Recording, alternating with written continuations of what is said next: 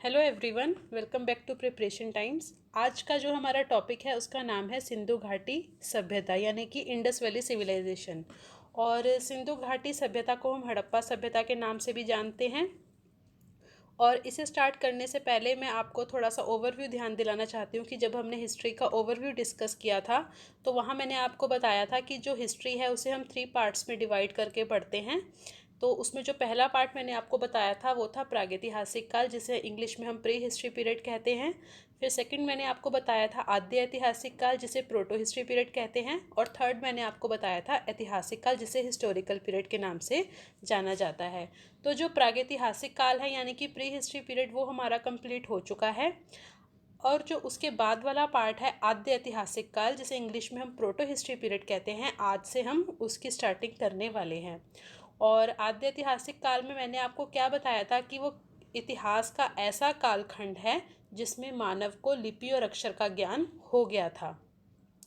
अब मानव को तो लिपि और अक्षर का ज्ञान हो गया था, परंतु जो वो लिपि और अक्षर है उसे आज तक पढ़ा नहीं जा सका है। ठीक है, और उसी में मैंने आपको बताया था कि इसमें 2 सभ्यता आती हैं, पहली है सिंधु घाटी सभ्यता और दूसरी है वैदिक सभ्यता। तो आज का जो हमारा टॉपिक है वो है सिंधु घाटी सभ्यता के बारे में, और सिंधु घाटी सभ्यता का जो पार्ट 1 है आज हम वो डिस्कस करेंगे। और जो बाकी के पार्ट है वो हम अपने नेक्स्ट जो सेशन होगा उसमें कवर करेंगे। तो जो आज का पार्ट 1 है उसमें हम कौन कौन से पॉइंट डिस्कस करेंगे सिंधु घाटी सभ्यता के यानी कि इंडस वैली सिविलाइजेशन के। तो सबसे पहले हम डिस्कस करेंगे इसके उत्खनन के बारे में। उत्खनन में क्या था?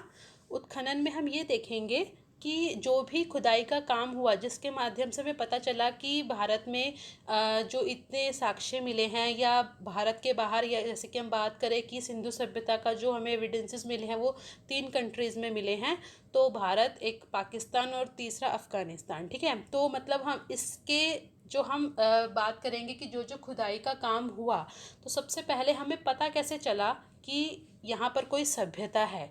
तो उसके बारे में जो सारी जानकारी है वो हमें उत्खनन के माध्यम से पता चलेगी। और इसमें कौन कौन से पर्सन जो हैं जिनके मतलब क्वेश्चन बनते हैं कि किसने यहाँ पर खुदाई का काम करवाया।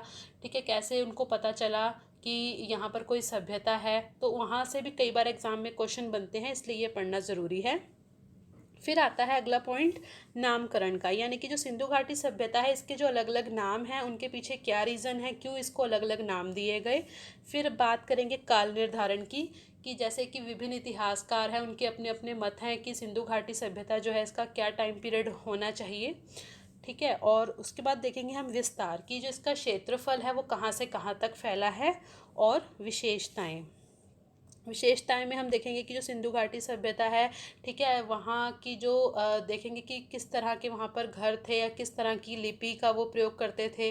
ठीक है, और भी कई बातें हैं, वो सारी विशेषताएं में हम डिस्कस करेंगे। तो आइए स्टार्ट करते हैं आज का सेशन। और अभी तक आपने चैनल को सब्सक्राइब नहीं किया है तो ज़रूर कर लीजिए, और नोटिफिकेशन के लिए बेल आइकन को भी ज़रूर प्रेस कर लीजिएगा। और अगर वीडियो पसंद आए तो लाइक और कमेंट ज़रूर करके बताएं कि आपको कंटेंट कैसा लगता है। तो देखिए, आज का जो हमारा टॉपिक है स्टार्ट होने वाला है सिंधु घाटी सभ्यता। अब सबसे पहले अगर हम इसके उत्खनन की बात करते हैं तो सबसे पहले हम बात करेंगे 1826 की। 1826 में जो नाम आपने ध्यान रखना है वो है चार्ल्स मैसन का। तो चार्ल्स मैसन ने सबसे पहले हड़प्पा नामक स्थल पर एक प्राचीन सभ्यता के अवशेष मिलने की पुष्टि की। ठीक है, तो सबसे पहले किसने एक सभ्यता की जानकारी दी कि यहाँ पर कोई सभ्यता है, उसके अवशेष उसने देखे, वो कौन सा व्यक्ति है? तो वो है चार्ल्स मैसन। ठीक है, तो आपसे अगर एग्ज़ाम में क्वेश्चन आता है और उसमें ऑप्शन में चार्ल्स मैसन का नाम है तो आप वहीं टिक करेंगे, क्योंकि उन्होंने ही सबसे पहले कुछ जो अवशेष मिले उन्हें सभ्यता के, उसके बारे में उन्होंने ही बताया था। ठीक है, तो आपको ये क्लियर हो गया होगा।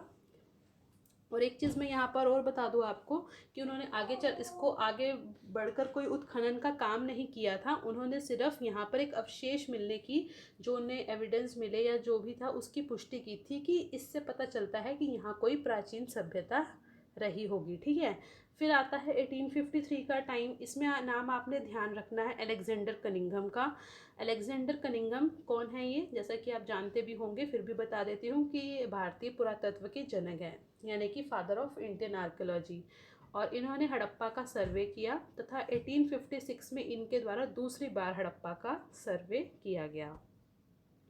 अब फ्रेंड्स बात करते हैं 1856 की। तो 1856 में कराची से लाहौर के मध्य रेलवे लाइन के निर्माण के दौरान बर्टन बंधुओं द्वारा हड़प्पा स्थल की सूचना सरकार को दी गई। अब ये बर्टन बंधु कौन है? तो ये बर्टन बंधु, जिन्हें हम बर्टन ब्रदर्स भी कह सकते हैं। तो जो पहला नाम आपने इसमें ध्यान रखना है वो है जॉन बर्टन और दूसरा है विलियम बर्टन। ठीक है, तो इनके द्वारा कराची से लाहौर के बीच रेलवे लाइन जो है उसका काम चल रहा था। ठीक है, वहाँ पर इसका निर्माण कार्य चल रहा था। तो उसी दौरान इन्होंने एक जो एविडेंसेस देखे वो क्या थे, इनको ईंटों के साक्ष्य प्राप्त हुए। ठीक है, तो ईंटों के माध्यम से इन्हें पता चला कि यहाँ पर कोई सभ्यता है और इसकी सूचना उन्होंने सरकार को दी। अब मोस्ट इम्पॉर्टेंट है 1861। 1861 में कनिंघम के निर्देशन में लॉर्ड कैनिंग की सहायता से भारतीय पुरातत्व विभाग की स्थापना की। अब देखिए ये बहुत इंपॉर्टेंट है, कई बार एग्जाम में क्वेश्चन आता है कि भारतीय पुरातत्व विभाग की स्थापना कब हुई थी। तो आपने आंसर टिक करना है 1861। ठीक है, उस टाइम वायसराय कौन थे? तो वो थे लॉर्ड कैनिंग। और किसे इनका जनक माना जाता है भारतीय पुरातत्व विभाग का? तो वो है अलेक्जेंडर कनिंघम। ठीक है, ये है उनकी पिक्चर। भारतीय पुरातत्व के जनक के रूप में इन्हें जाना जाता है। अब आगे हम बात करते हैं 1902 की। 1902 में लॉर्ड कर्जन के समय की बात है। तो इस विभाग का जो नाम है वो क्या रख दिया गया था? भारतीय पुरातत्व एवं सर्वेक्षण विभाग। ठीक है, एग्जाम में इस तरह से भी क्वेश्चन आता है कि जो विभाग है इसकी स्थापना का श्रेय किसे जाता है? तो आप आंसर क्या टिक करेंगे? Lord Curzon. लेकिन अब आपने इसको कंफ्यूज नहीं होना कि अभी तो इस विभाग में अलेक्जेंडर कनिंघम का नाम बताया गया था। तो वहाँ पे डायरेक्ट क्वेश्चन ऐसे ही आता है कि जनक के रूप में अगर आपसे पूछा जाए। ठीक है, जब भी अलेक्जेंडर कनिंघम का नाम आएगा तो वहाँ क्वेश्चन में जनक वर्ड होगा। ठीक है, यानी कि तो भारतीय पुरातत्व के अगर जनक आपसे पूछे जाए तो आप सर अलेक्जेंडर कनिंघम के नाम पर ही अपना आंसर टिक करेंगे। और अब बात आती है 1921 की। तो इस विभाग के जो महानिदेशक बने वो कौन थे? John Marshall. ठीक है, तो अगर आपसे पूछा जाए कि 1921 में ये जो भारतीय पुरातत्व विभाग है इसके जो महानिदेशक बने वो कौन थे? तो वो थे जॉन मार्शल। अब देखिए जो जॉन मार्शल है इनके माध्यम से ही हम आगे दो बातें जो बहुत ही इम्पोर्टेंट पर्सन आने वाले हैं उनके बारे में जानेंगे। जॉन मार्शल के नेतृत्व में फ्रेंड्स 2 पर्सन काम कर रहे थे इनके अंडर। एक तो है दयाराम साहनी, इनका पूरा नाम है राय बहादुर दयाराम साहनी। और दूसरे जो व्यक्ति हैं वो है राखलदास बनर्जी। इन दोनों ने ही जो साइट की खोज की वो कब की? सबसे पहले हम दयाराम साहनी के बारे में जान लेते हैं। इन्होंने 1921 में जो खोज करी वो थी हड़प्पा की, और इसे ही आगे उत्खनन करके इन्होंने चीज़ों का पता लगाया। तो उत्खननकर्ता कौन माने जाएंगे? हड़प्पा के दयाराम साहनी। फिर राखलदास बनर्जी की अगर हम बात करते हैं तो इन्होंने कहाँ की खोज की थी? मोहनजोदड़ो की। तो आगे इन्होंने उसके उत्खनन का काम किया। तो एक तो यहाँ से आपने ईयर याद रखना है कि हड़प्पा के बारे में कब पता चला? 1921 में। और मोहनजोदड़ो के बारे में कब पता चला? 1922 में। और यहाँ से इम्पोर्टेंट बात यह है कि दोनों ही स्थल पाकिस्तान में हैं। लेकिन अब देखिए, अब क्वेश्चन जो आपके एग्ज़ाम का लेवल है उसके ऊपर भी डिपेंड करता है कि आपसे किस तरह पूछा जा सकता है, ताकि और मुश्किल करके कैसे पूछा जा सकता है। तो हड़प्पा का पूछा आपसे ऐसे जाएगा कि ये पाकिस्तान में तो है लेकिन एग्जैक्टली पाकिस्तान में कहाँ है? यानी कि अगर आपसे प्रांत पूछ लिया जाए, ठीक है, तो अगर हम प्रांत की बात करते हैं तो ये जो हड़प्पा है ये आपने ध्यान रखना है, जो पश्चिमी पंजाब वाला एरिया है पाकिस्तान का ये वहाँ पर है। ठीक है, और रिवर आपसे पूछी जाएगी तो रावी नदी के बाएं तट पर, बाएं होता है लेफ्ट, तो रावी नदी के बाएं तट पर है हड़प्पा। और अगर मोहनजोदड़ो से पूछा जाता है तो मोहनजोदड़ो कहाँ है? ये भी पाकिस्तान में है लेकिन पाकिस्तान के सिंध प्रांत में है। और नदी आपसे पूछी जाएगी तो सिंधु नदी के दाएं तट पर है, दायां होता है राइट। ठीक है, तो मोहनजोदड़ो है सिंधु नदी के दाएं तट पर और हड़प्पा है रावी नदी के बाएं तट पर। ठीक है, आई होप यहाँ तक कोई डाउट नहीं होगा आपको। अब देखिए, अब बात आती है नामकरण की कि जो ये सभ्यता है इसके अलग अलग नाम हैं, क्यों हैं, उसके बारे में अब हम बात करेंगे। तो सबसे पहले हम बात करते हैं इसे हड़प्पा सभ्यता क्यों कहा जाता है। तो हड़प्पा सभ्यता फ्रेंड्स इसे इसलिए कहा जाता है उसके पीछे ये रीज़न था कि अगर देखें जो सबसे पहले स्थल खोजा गया वो कौन सा था, हड़प्पा। तो इस आधार पर कहा गया कि इसका जो सबसे सुटेबल नाम है वो हड़प्पा ही सूट करता है, क्योंकि सबसे पहले जो स्थल खोजा गया उसके आधार पर नाम रखना चाहिए। ठीक है। फिर आता है सिंधु सभ्यता, यानी कि सिंधु सभ्यता को सैंधव सभ्यता भी कहते हैं। तो ये किस आधार पर बोला गया, ये नाम इसे इसलिए दिया गया क्योंकि ये इन आधार पर कहा गया कि जो इसके आरंभिक स्थल खोजे गए वो ज़्यादातर सिंधु नदी के पास के थे। तो इस आधार पर कहा गया कि इस सभ्यता का नाम क्या होना चाहिए, सिंधु सभ्यता होना चाहिए। ठीक है। तो अभी अब तक हमने क्या जाना, अभी हमने बात करी सबसे पहले हड़प्पा सभ्यता की। ठीक है। फिर अब हमने बात कर ली सिंधु या फिर सैंधव सभ्यता की। ठीक है, कि जो सैंधव सभ्यता है और जो सिंधु सभ्यता है इनके बारे में हमने बात कर ली। अब आता है सिंधु सरस्वती सभ्यता। ये किस लिए कहा जाता है, तो जैसे कि अब मैंने अभी आपको बताया कि जैसे कि जो नदी के किनारे स्थल खोजे जाते थे उनके आधार पर नाम दे दिया जाता था। ठीक है। अब जब सिंधु सरस्वती सभ्यता नाम देने की बारी आई तो कहा गया कि जो हड़प्पा का जो मुख्य क्षेत्र सिंधु घाटी नहीं है बल्कि सरस्वती है। ठीक है। और उसकी जो सहायक नदी का क्षेत्र है वो है, यानी कि जो सिंधु और गंगा के बीच का क्षेत्र था। तो ऐसे मतलब जहाँ जहाँ उन्हें कुछ साइट मिलती थी तो उसके आधार पर कहा जाता था कि ये उसका नाम ज़्यादा सुटेबल है। अब आता है कांस्य युगीन सभ्यता। तो जो कांस्य युगीन सभ्यता इंपॉर्टेंट है बहुत ज़्यादा, ये इसलिए है क्योंकि जब हम ताम्रपाषाण काल पढ़ रहे थे तो वहाँ हमने यही देखा कि मानव जो है तांबा धातु से परिचित था। धातु के रूप में मैंने आपको बताया सबसे पहले मानव को कॉपर की नॉलेज हुई थी, यानी कि तांबा की। ठीक है। अब उसको नई धातु का पता चला। कैसे पता चला कि अब मानव ने क्या किया, उसी तांबे में टिन को ऐड करा। ठीक है। तांबा और टिन को मिलाकर कौन सी धातु बना ली, कांसा। तो उसके आधार पर कहा जाने लगा कि अब तो नई धातु के बारे में पता चल गया इस सभ्यता में, तो इसका जो नाम है वो कांस्य युगीन सभ्यता होना चाहिए। ठीक है। फिर आता है प्रथम नगरीय क्रांति। प्रथम नगरीय क्रांति के पीछे क्या रीज़न है, क्योंकि यहाँ पर ही पहली बार नगरों का उदय हुआ इसी सभ्यता में। तो कहा जाने लगा कि इसे प्रथम नगरीय क्रांति की संज्ञा देना उचित है। इसी तरह इसे आद्य ऐतिहासिक की सभ्यता भी माना जाता है, क्योंकि सबसे पहले अगर आद्य ऐतिहासिक काल की अगर हम बात करें तो वो सिंधु घाटी सभ्यता ही थी। ठीक है। तो अब देखते हैं काल निर्धारण। तो फेयर सर्विस जो है उन्होंने टाइम पीरियड इसका क्या बताया, 2000 से 1500 बीसी। डॉक्टर एम व्हीलर के द्वारा बताया गया 2500 से 1500 बीसी। अर्नेस्ट मैके ने क्या टाइम पीरियड बताया, 2800 से 2500 बीसी। जॉन मार्शल ने क्या टाइम पीरियड बताया, 3250 से 2750 बीसी। और माधव स्वरूप वत्स के द्वारा क्या टाइम बताया गया, 3500 से 2700 बीसी। ठीक है। वैसे हम सिंधु घाटी सभ्यता का जो टाइम पीरियड है वो 2500 से 1500 ईसा पूर्व भी मानते हैं। ठीक है। तो अब ये जो 2500 से 1500 बीसी ज़्यादा हम मानते भी हैं, लेकिन अब हमने बात करनी है जो सर्वमान्य तथ्य हैं जो कि आपके एनसीईआरटी के अकॉर्डिंग भी है। तो वो कौन सा है, वो आपको कार्बन डेटिंग पद्धति के दौरान मतलब कार्बन डेटिंग पद्धति वाला जो टाइम पीरियड है उससे पता चलेगा। तो जो उसके माध्यम से टाइम पीरियड माना गया वो है 2350 से 1750 बीसी। ठीक है। तो ये आपने ज़रूर ध्यान रखना है, क्योंकि एनसीईआरटी के अकॉर्डिंग कई बार ऐसा होता है कि हम अगर उसे नहीं पढ़ते हैं तो वहाँ हम ऑप्शन में देख लेते हैं तो हमें कन्फ्यूजन होती है कि हमने ये तो पढ़ा ही नहीं था। तो ये आपने मानना है क्योंकि ये ही सर्वमान्य है, 2350 से 1750 बीसी। अदरवाइज़ अगर ऑप्शन में ये नहीं होगा तो 2500 से 1500 बीसी। ठीक है। अब देखिए कार्बन डेटिंग पद्धति की बात करते हैं, यानी कि कार्बन 14 की। तो इसका विकास किसके द्वारा किया गया, सबसे पहले अगर बात की जाए तो किसने इसके बारे में बताया, तो वो थे विलार्ड फ्रैंक लिबी। ठीक है। इन्होंने बताया इसके बारे में और इसके लिए इन्हें नोबेल पुरस्कार भी मिला था। अब कार्बन 14 जो है इसके बारे में हम थोड़ी सी बात कर लेते हैं कि कैसे पता चलता है कि ये वस्तु प्राचीन है कि नहीं है। तो देखिए फ्रेंड्स कि कोई भी अगर वस्तु है, मान लीजिए जब तक वो जीवित है, यानी कि जब तक वो मतलब ऐसी स्थिति में कि हम उसके बारे में पता कर सकते, जैसे कि मान लीजिए यहाँ पर अगर मैं वस्तु ना बोलूँ तो जैसे कि मान लीजिए कोई पशु पक्षी है या पौधे हैं। ठीक है। अब ये मनुष्य है, अब ये वायुमंडल से कार्बन 14 लेते हैं। ठीक है।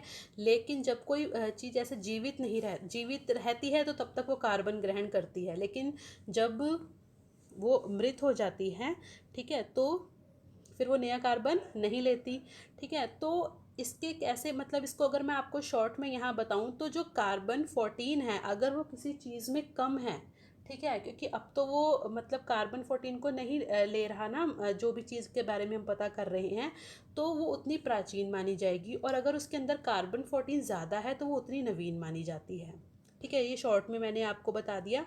और एक चीज़ और ध्यान रखिएगा कि जो कार्बन डेटिंग है इससे हम 50,000 वर्ष तक की जो जीवाश्म है उनकी आयु आसानी से पता कर सकते हैं, और अगर इससे भी पुरानी कोई मतलब वस्तु है तो उसके लिए हम यूरेनियम डेटिंग का प्रयोग करते हैं, ठीक है। तो अब आगे बात करते हैं इस सभ्यता के विस्तार के बारे में। तो जो इसका क्षेत्रफल है ये भी इम्पोर्टेंट है, यहाँ से एग्जाम में क्वेश्चन आता है, तो वो कितना है, 12,99,600 किलोमीटर, ठीक है। और इसके अलावा अगर आपको 13 लाख ऑप्शन में मिलता है तो आप वो भी टिक कर सकते हैं, लेकिन ये एग्जैक्ट मैंने आपको बताया 12,99,600 किलोमीटर। अब आगे जैसे जैसे इसके बारे में पता चलता जाएगा तो ये भी चेंज होता जाता है, ठीक है। लेकिन जो बुक्स में मेंशन है वो क्या है, क्षेत्रफल 12,99,600 किलोमीटर। आकार की बात करते हैं तो आकार है त्रिभुजाकार, और सिंधु सभ्यता का विस्तार 3 देशों में है, भारत, पाकिस्तान और अफगानिस्तान में। और अगर सबसे ज़्यादा देखी जाए इसकी साइट्स कहाँ पर मिली हैं तो वो इंडिया में मिली हैं, भारत में, और सबसे कम अगर बात की जाए तो वो अफगानिस्तान में है। अफगानिस्तान में फ्रेंड्स दो ही बुरा स्थल है, एक मुंडी गाक है, ठीक है, और दूसरा है शोरतुगई, वो मैं अभी आपको बताऊंगी। अभी देखिए, अब यहाँ हम बात करेंगे कि सबसे उत्तरी स्थल कौन सा है, सबसे दक्षिणी स्थल कौन सा है, सबसे पूर्वी स्थल कौन सा है, सबसे पश्चिमी स्थल कौन सा है, जो साइट्स मिली हैं, ठीक है। यहाँ से एग्जाम में बहुत बार क्वेश्चन आता है। तो सबसे अगर हम उत्तरी की बात करते हैं तो वो है मांडा, जो कि जम्मू कश्मीर में है, चिनाब नदी के तट पर। दक्षिण की बात करते हैं तो दैमाबाद, जो कि महाराष्ट्र में है, और नदी का क्या नाम है, प्रवरा नदी। ये प्रवरा नदी जो है ये किसकी सहायक नदी है, ये गोदावरी की सहायक नदी है, ये भी आपने ध्यान रखना है। और पूर्व की अगर हम बात करते हैं इसका, तो स्थल कौन सा है, आलमगीरपुर, जो कि उत्तर प्रदेश में है। और अगर आपसे रिवर पूछी जाती है तो वो रिवर कौन सी है, हिंडन नदी, और ये यमुना की सहायक नदी है, ठीक है। और अगर एग्जैक्ट लोकेशन आपको मैं यहाँ बताऊँ तो वो मेरठ है। अब पश्चिम की अगर हम बात करते हैं तो सुत कांगेडोर, जो कि बलूचिस्तान प्रांत में है पाकिस्तान के, और दाश्त नदी के तट पर है। और एक इम्पॉर्टेंट बात यह है कि पश्चिम से पूर्व अगर हम इसका एरिया देखेंगे तो वो कितना है, 1600 किलोमीटर, और उत्तर से दक्षिण की अगर हम बात करते हैं तो वो है 1400 किलोमीटर, ठीक है। तो यहाँ से एग्जाम में क्वेश्चन आता है, इसे आपने ज़रूर ध्यान रखना है। अब देखिए भारत में कौन कौन सी जगह से अगर हम बात करें मुख्य रूप से, अब देखिए भारत में जम्मू कश्मीर, गुजरात, पंजाब, हरियाणा, राजस्थान, उत्तर प्रदेश और महाराष्ट्र। पाकिस्तान की अगर हम बात करते हैं तो दक्षिण बलूचिस्तान, सिंध और पंजाब। अफगानिस्तान की अगर हम बात करते हैं तो यहाँ से दो ही पुरा स्थल है, एक मुंडिका और शोरतुगई, ठीक है। अब देखिए नगर नियोजन, नगर नियोजन फ्रेंड्स इंपॉर्टेंट है कि जो यहाँ पर स्थल खोजे गए, ठीक है, उसमें दो टीले होते थे, एक तो पश्चिमी टीला और एक पूर्वी टीला, ठीक है। पश्चिम कौन से साइड होती है, वेस्ट, और पूर्व होती है ईस्ट। तो दो ही तरफ ऐसे टीले होते थे। जो पश्चिमी टीला है इसे दुर्ग टीला कहा जाता था, बहुत ऊंचाई पर होता था ये, ठीक है, इसे दुर्ग टीला का नाम दिया गया। और यहाँ पर उच्च वर्ग के लोग रहते थे, जैसे कि जो पुरोहित हो गए, ठीक है। तो जो उच्च वर्ग के लोग होते थे वो कहाँ रहते थे, पश्चिमी टीले में। हो सकता है वो मतलब अपनी रक्षा के लिए उन्होंने ये बनाए हों, ठीक है। अब बात करते हैं पूर्वी टीला की। तो पूर्वी टीला जो है वो है नगर टीला।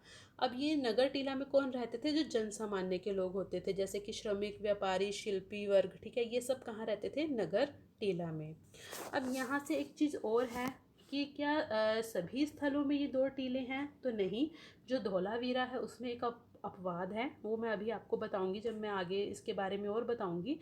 लेकिन अभी एक और चीज़ आपने ध्यान रखनी है कि ये जो दुर्ग टीला है, ये इस दुर्ग टीला को माउंट एबी नाम दिया गया है। दुर्ग टीला को क्या दिया गया है नाम, माउंट एबी। माउंट एबी किनके द्वारा दिया गया है, आपने अपने नोट्स में ज़रूर लिख लीजिएगा, मैंने यहाँ पर मेंशन नहीं किया है, लेकिन अभी मैं आपको बता रही हूँ कि जो माउंट एबी नाम दिया है वो व्हीलर ने दिया है, ठीक है। और किसे दिया है, दुर्ग टीला को। अब आगे बात करते हैं, सिंधु सभ्यता एक नगरीय सभ्यता थी फ्रेंड्स। अब ये विशेषताएं हैं, इन्हें ध्यान से आप सुनिएगा। सिंधु सभ्यता एक नगरीय सभ्यता थी, बिल्कुल ठीक है। पहली अगर हम देखें, जैसे प्रथम नगरीय क्रांति मैंने आपको बताया वो इसी सभ्यता में देखी गई। घरों का जो निर्माण है सड़कों के किनारे व्यवस्थित रूप में किया जाता था, जिनके दरवाजे जो थे गलियों या सहायक सड़कों की ओर खुलते थे। ध्यान से सुनिएगा, सहायक सड़कों मैंने यहाँ पर आपको बताया है, मैंने यहाँ पर मुख्य सड़क का नाम नहीं लिया है, ठीक है। अब इसका अपवाद क्या है? लोथल के एक घर में दरवाजा मुख्य सड़क की ओर खुलता था। अब अपवाद का मतलब क्या है कि वैसे तो जनरली देखा जाए तो यहाँ पर जो दरवाजे हैं वो मतलब गलियों की तरफ खुलते थे, लेकिन लोथल एक ऐसी जगह है जहाँ पर ऐसा नहीं देखा गया, ठीक है। तो वहाँ क्या देखा गया कि जो मुख्य सड़क है उसकी ओर दरवाज़ा खुलता था। घरों में आंगन की व्यवस्था भी थी। अब देखिए जो घर हैं, तो जो मतलब आप समझ सकते हैं जो भवन हैं वो 2 मंजिल थे, ठीक है। घरों में कई कमरे होते थे, रसोई घर होता था, स्नानाघर होता था, ठीक है। और वैसे बीच में क्या होता था? उनके आंगन। तो अब देखिए एक चीज़ आपने और ध्यान रखनी है कि जो इसकी गलियां थी, ठीक है, वो गलियां किस तरह की थी। यहाँ मैं आपको थोड़ा सा बता देती हूँ ड्रॉ करके। ये देखिए कुछ इस तरह की ऐसे शेप होती थी, ठीक है। मतलब बहुत ही एक जाल की तरह ऐसे पूरा इसका निर्माण किया जाता था ऐसे, ठीक है। और बहुत ही व्यवस्थित तरीके से था। तो अब आगे हम बात करने वाले हैं।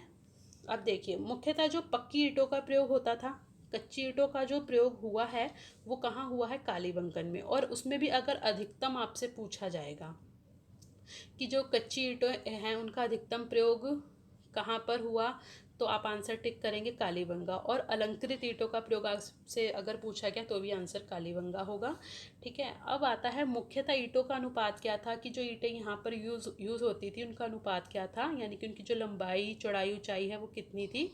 तो अब देखिए लंबाई के लिए मैंने यहाँ पर बता दिया है आपको, लंबाई चौड़ाई ऊंचाई के लिए जो रेशियो थी 4:2:1, ठीक है, यानी कि 4:2:1, ठीक है। तो ये आपको पता होना चाहिए लंबाई चौड़ाई ऊंचाई जो है, ये मैंने आपको यहाँ बता दी।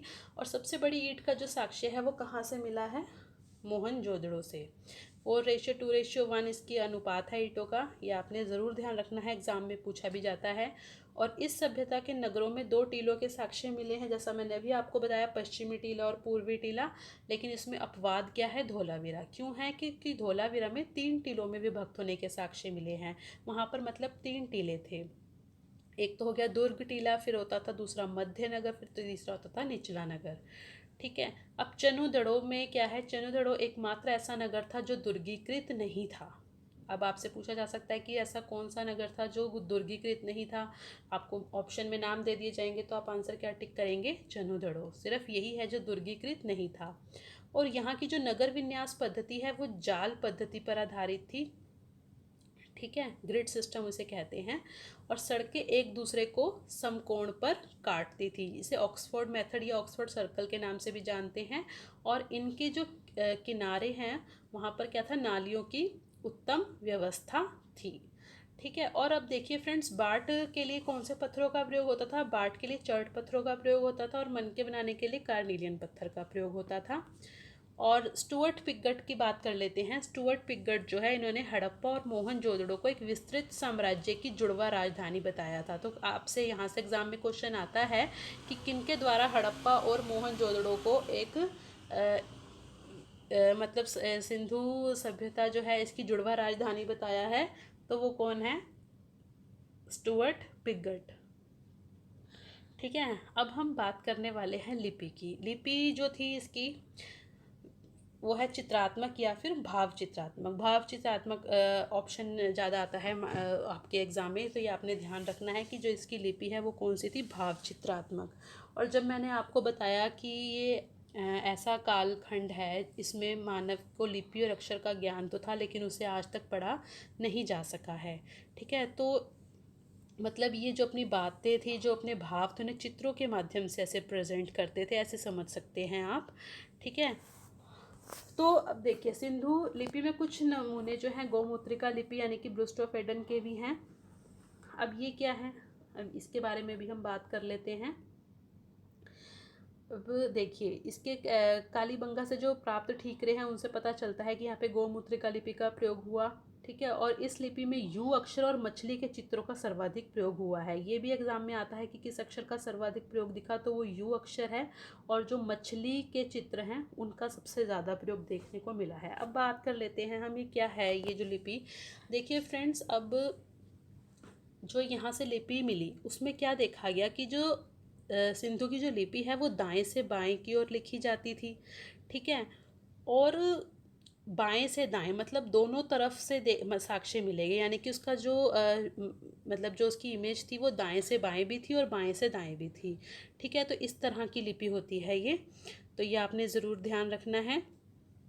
अब देखिए, जो दाएं से बाएं हैं, अगर हम वैसे जानना चाहें कि दाएं से बाएं हैं ये कौन सी लिपि होती है, तो ये फारसी लिपि होती है। लेकिन अगर हम बाएं से दाएं लिखें तो वो कौन सी होती है, ब्राह्मी लिपि होती है ना। तो दोनों तरह के इसमें एविडेंसेस कुछ मतलब हमें मिले, तो इसके आधार पर इसे ये नाम दिया गया। ठीक है। अब देखिए, सिंधु लिपि को पढ़ने का जो प्रयास है सबसे पहले किसने किया, तो 1925 में किया था L.A. वेडले ने। ठीक है। तो लेकिन ये जो प्रयास इन्होंने किया था ये कामयाब नहीं हुए, उसमें ये असफल रहे, उसे पढ़ा नहीं जा सका है। ठीक है। और ये मैंने आपको बताए हैं। देखिए, जैसे यू के आकार हैं, उसके अलावा अगर हम बात करें तो इसमें जैसे कि जो भी मानव मतलब आकृतियाँ थी कई, जैसे कि उनका प्रयोग होता था, जैसे कि चिड़िया, मछली। ठीक है। लेकिन सबसे ज़्यादा मैंने आपको बताया वो कौन सा है, जो मछली है। मछली का प्रयोग सर्वाधिक माना गया कि जो इसकी शेप है वो मछली की तरह है, मतलब उसकी जो आकार था उसमें आपको ऑप्शन में आता है कि कौन सा जानवर आपसे ऐसे पूछ लिया जाएगा तो आप आंसर टिक करेंगे। मछली का जो प्रयोग था वो हमें लिपि में ज़्यादा देखने को मिला। और भी ऐसे इसके कई चीज़ें हैं जहाँ पर ये लिपि देखने को मिलेगी। ठीक है। अब बात कर लेते हैं मोहरों की। तो मोहरें आयताकार और वर्गाकार दोनों थी। और यहाँ से क्वेश्चन आता है वो किसके द्वारा निर्मित थी, तो वो थी सेल खड़ी से। सेल खड़ी से निर्मित थी। ठीक है, मोहरें। तो अब देखिए, ये बहुत ही ऐसे कांचली मिट्टी की तरह उससे उसे कहा जाता है ये सेल खड़ी। अब देखिए, अब यहाँ से मैंने आपको कुछ मोहरों के यहाँ पर इमेजेस दिखाई हैं, आप उन्हें देख सकते हैं। जैसे कि अब जैसे कि हाथी हो गया, कुबड़ वाला सांड हो गया। अब देखिए, यहाँ मैंने एक जो मोहर आपको दिखाई है ये है पशुपति की मोहर। ठीक है। ये बहुत इंपॉर्टेंट है, यहाँ से बहुत बार क्वेश्चन आता है। वैसे तो अगर इसके बारे में हम जब साइट के बारे में पढ़ेंगे कि जहाँ से ये मिली, तो मैं आपको डिटेल में वहाँ भी बताऊँगी। लेकिन अब मैं यहाँ पर भी आपको बता रही हूँ, अगर आपको यहाँ से ज़्यादा बेटर है समझ आ जाए, कि जो मोहनजोदड़ो से सबसे पहले आपने ध्यान रखना है कि पशुपति शिव मोहर का जो हमें साक्ष्य मिला है वो कहाँ से मिला है, मोहनजोदड़ो से। और यहाँ से क्वेश्चन ये आता है कि किनके द्वारा इसे इन्हें मतलब इस मोहर को आद्य शिव की संज्ञा दी गई। ठीक है। आद्य शिव की संज्ञा दी थी जॉन मार्शल ने। ठीक है। अब देखिए, इसमें क्या दिखाया गया है, जैसे कि पुरुष की आप पिक्चर देख रहे हैं। ठीक है। जिनके सिर पर सींग है। अब यहाँ से कई क्वेश्चन फ्रेंड्स आते हैं, ये बहुत इंपॉर्टेंट है। अब देखिए, दोनों अगर आप देखेंगे, इनकी जो अगर इनकी बाजू देखेंगे आप, तो उसमें चूड़ियाँ हैं। ठीक है। और अगर आप इनकी दाईं साइड देखेंगे, यानी कि राइट साइड देखेंगे, तो वहाँ बाघ और हाथी की इमेज आपको मिलेगी देखने को। और अगर आप इनकी लेफ़्ट साइड देखेंगे, यानी कि बाईं साइड, तो वहाँ पर गैंडा और भैंसा की पिक्चर है। और चौकी जो है इनकी, उसके नीचे क्या है, दो हिरण। ठीक है। दो हिरण है इनकी चौकी के नीचे। तो यहाँ से क्वेश्चन ये आता है कि जानवरों की कुल संख्या कितनी है, तो आप आंसर क्या टिक करेंगे, 6। लेकिन अब अगर आपसे पूछ लिया जाए कि जानवरों के कुल प्रकार कितने हैं, क्योंकि मोर तो 2 है ना, तो आंसर टिक होगा 5। ठीक है। अगर आपसे जानवरों की कुल संख्या पूछी जाए तो आप आंसर टिक करेंगे 6। लेकिन अगर आपसे पूछा जाए जानवरों के कुल प्रकार कितने हैं, तो आंसर क्या होगा, 5। ठीक है। और यहाँ से मैंने भी आपको बताया कि किनके द्वारा आद्य शिव की संज्ञा दी गई है, तो वो कौन है, जॉन मार्शल। ठीक है। तो फ्रेंड्स, यहाँ पर हमारी ये वीडियो पूरी कंप्लीट होती है। आशा करती हूँ आपको ये सारी चीज़ें समझ आई होंगी जो भी मैंने आपको बताई हैं। ठीक है। फिर मिलते हैं अब अपनी नेक्स्ट वीडियो में, जहाँ पर हम जो जितनी भी साइट्स हैं उनके बारे में डिटेल में बात करेंगे। ठीक है। कैसी लगी वीडियो ज़रूर बताएं, और अगर अच्छी लगे तो अपने और फ्रेंड्स के साथ भी इसे शेयर करें। फिर मिलते हैं अपनी नेक्स्ट वीडियो में, तब तक के लिए गुड बाय।